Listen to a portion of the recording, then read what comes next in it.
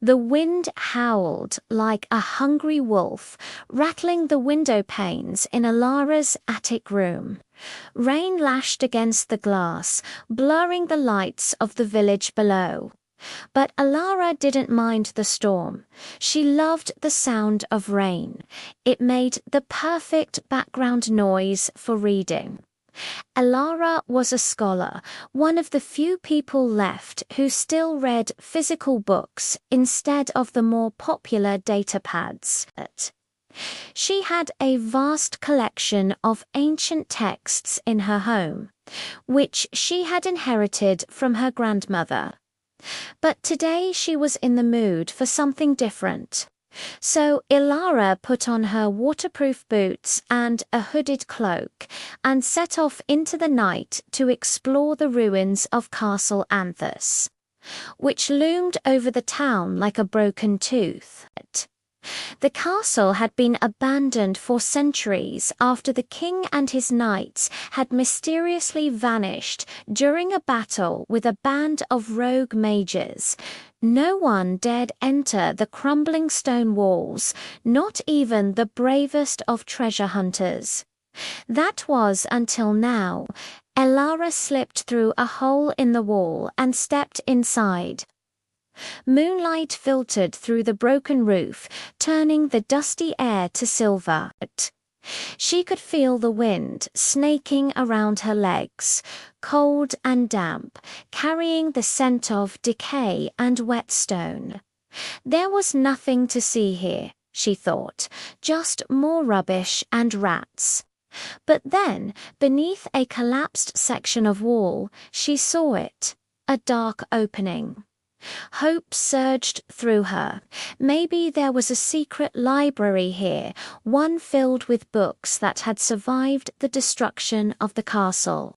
Elara descended into the darkness, her heart pounding like a drum.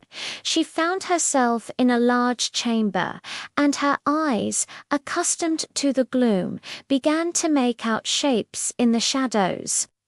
Rows upon rows of bookshelves lined the walls, laden with ancient leather-bound volumes. A single shaft of moonlight illuminated motes dancing in the stagnant air, and at the far end, a wooden ladder led to a balcony above a gaping hole in the roof. Elara walked between the shelves, her fingers trailing along the spines of the books, their titles long worn away. Finally, she pulled one out and blew off the dust. The book was bound in human skin, its pages filled with strange symbols and diagrams. As she turned through it, the diagrams seemed to writhe like living things, and the symbols glowed with an eerie light. Alara felt a sudden pull, a sensation that went beyond mere curiosity. She felt compelled to write in the book. Taking a deep breath, she reached for a quill, dipped it in ink, and traced the lines of a symbol. The moment her skin touched the page, the symbol flared, then vanished.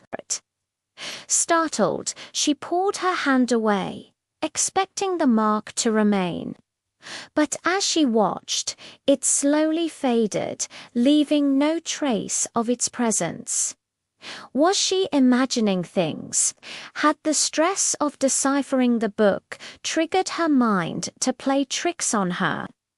Then she touched another symbol and it flared, then vanished like the first. Emboldened, she began tracing the diagrams, and each time she touched them, they flared, glowing with an otherworldly light before disappearing into the page. The sensation was unlike anything she had ever experienced. As the last rays of sunlight bled from the sky, Ilara sat cross-legged on the floor, surrounded by open books, her fingers flying across the pages. With every stroke, the diagrams flared, bathing the chamber in an ethereal glow. Suddenly, the wind outside picked up, howling like a banshee. Rain lashed against the roof, threatening to collapse the already weakened structure. Alarmed, Elara scrambled to her feet and ran to the entrance. She slipped through the hole in the wall and stumbled out into the courtyard, just as a bolt of lightning split the sky and thunder shook the ground beneath her feet. The storm had arrived in full force. As she ran through the rain-lashed streets, the data pad clutched tightly in her hand. Elara knew she had stumbled upon something extraordinary.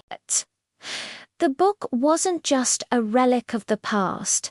It was a living, breathing thing, and it had chosen her to be its scribe. Back in the safety of her room, Elara pored over the book, its strange language weaving its magic over her. With each passing hour, she felt herself drawn deeper into its mysteries. Her own story fading into the background as she became consumed by the book and its secrets.